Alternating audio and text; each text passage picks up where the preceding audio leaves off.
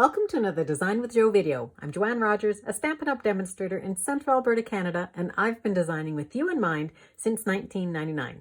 Today I've got a really quick Jo tip for you, one I think can make your crafting life just a little bit easier.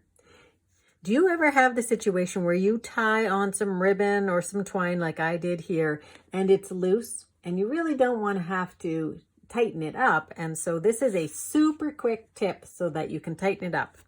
So all you need is a little bit of Scotch cellophane tape, and you tape one side down on the back, and then you take another piece of tape and you tighten it up. So tighten it up here and then tape it down.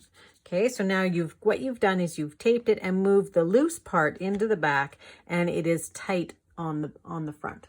Now, if you also don't want to have this little bit sitting here, all you need to do is take your scissors now and cut off that little bit, and you won't have a bump in the back of your paper. Okay, so super quick tip. I hope you find it useful. Make sure you don't miss another Jo tip by subscribing to my YouTube channel.